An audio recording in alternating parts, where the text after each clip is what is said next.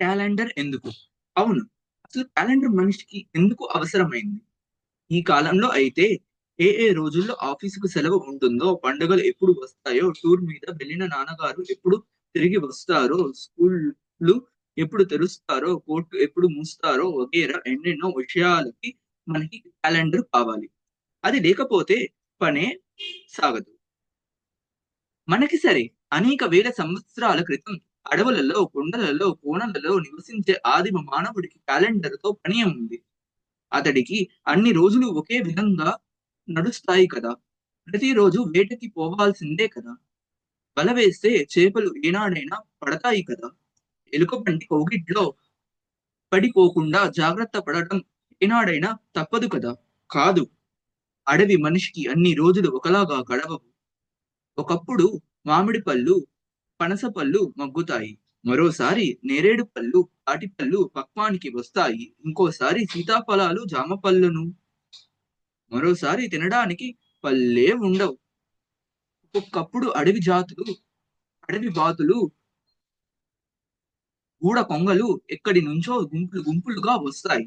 వాటిని రుచి చూడాలంటే ఆ కొద్ది రోజులలోనే వీలవుతుంది. మరి కొన్నాళ్ళు పోతే అవి ఏమైపోతాయో తెలియదు. ఒక్కొక్క సమయంలో వల విసిరితే చాలు. దాని నిండా సొలమన్ చేపలే. వాటి రుచి చెబితే తెలియదు. కొన్ని రోజులు పోయాక అవి ఎక్కడ కనిపించవు. ఒక్కొక్క సమయంలో వానలు ముత్తేస్తాయి. ఆగకుండా ఒకటే కుండపోత. వేటకి వెళ్ళడానికి ఉండదు. పొయ్యి రాజుపోదు.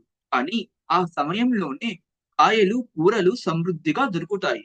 ఏట ఒడ్డున మొక్కజొన్న పొత్తులు దొరుకుతాయి. కప్పల బికబికలతో చెవులు గింగురలెత్తిపోతాయి.